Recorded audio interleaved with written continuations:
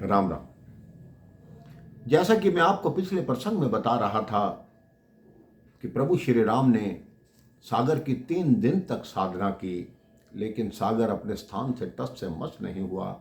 उन्होंने प्रभु की विनती नहीं सुनी। प्रभु ने कहा, लक्ष्मण मेरा धनुष बाण लाओ। लक्ष्मण जी को यह बात बहुत अच्छी लगी। लक्ष्मण जी कहते हैं, प्रभु आज ऐसा लग रहा है आप लक्ष्मण की तरह हो गए हो। तो श्री राम ने कहा, मुझे भी तो ये ज्ञात हुआ है कि तुम राम की तरह हो गए। तुमने रावण के गुप्तचरों को जीवित छोड़ दिया, अन्यथा तुम्हारे क्रोध की अग्नि से कौन बच सकता है। अब मेरा धनुष बाण लाओ। हमने 3 दिन तक इस सागर की साधना की। सागर को सजा देनी पड़ेगी। शठ के आगे विनय, कुटिल के आगे प्रीति, लोभी के आगे सहनशीलता, क्रोधी के आगे शांति, कामिनी के आगे भगवान की कथा बंजर भूमि पर बीज बोने के समान है।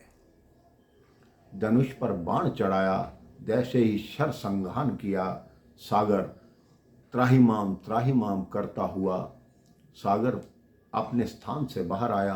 कहते हैं, प्रभु क्षमा करो, आपको तो बाण चलाने की भी आवश्यकता नहीं, आपकी इच्छा मात्र से ही मैं सूख जाऊंगा। लेकिन मुझे प्रकृति के आरंभ में ये आदेश दिया गया, वो भी आपके द्वारा, कि मुझे अपना स्थान कभी नहीं छोड़ना है। अब मैं आपको कोई और उपाय बताता हूँ।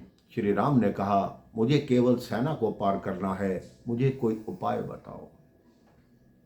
वो सागर कहता है, आपकी सेना में नल और नील नाम के 2 वानर हैं, जो देव विश्वकर्मा के पुत्र हैं, और उनको ऋषियों का शाप है। वो कुछ भी सागर में फेंकेंगे, जल में फेंकेंगे, वो कभी डूबेगा नहीं, ऊपर ही तैरता रहेगा। उन्हें कहो मेरे ऊपर सेतु का निर्माण करें, उस सेतु निर्माण में मैं भी उनकी सहायता करूंगा। प्रभु श्री राम ने कहा, अब जो शर संघान हो चुका है उसका बताओ, मैं क्या करूं। सागर ने कहा, इस बाण को, इस शर को उत्तर दिशा में छोड़ दीजिए। यहाँ मेरे को कुछ राक्षसों का प्रकोप है, आपके एक बाण से वो राक्षस समाप्त हो जाएंगे। प्रभु ने वैसा ही किया और नल नील से पूछा कि आप दोनों सेतु का निर्माण आरंभ कर सकते हैं, तुमने पहले क्यों नहीं बताया। तो नल नील ने कहा, हम अपने मुख से अपनी प्रशंसा कैसे कर सकते हैं, हमें बाल्यकाल से ही ये वरदान है, हम कुछ भी फेंकेंगे वो जल में डूबेगा नहीं। अब प्रभु श्री राम ने सब वानर यूथपतियों को आदेश दिया कि नल नील की सहायता करो और सेतु निर्माण की तैयारी करो।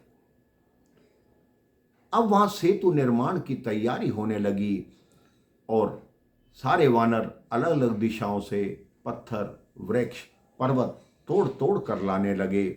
यहीं पर गोस्वामी तुलसीदास जी सुंदरकांड को विराम देते हैं और कहते हैं, सकल सुमंगलदायक।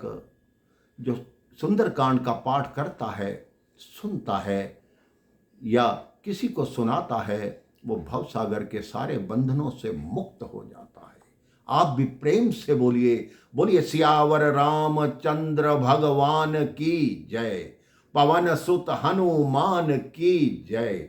आप भी अपने नियम बना लीजिए जीवन में कि समय मिले तो मंगलवार, शनिवार, माह में एक बार, 2 माह में एक बार सुंदरकांड का पाठ अवश्य किया कीजिए, क्योंकि सुंदरकांड ही आपके सारे मनोरथों को सिद्ध करता है, आपको फल देता है। जय श्री राम। राम राम।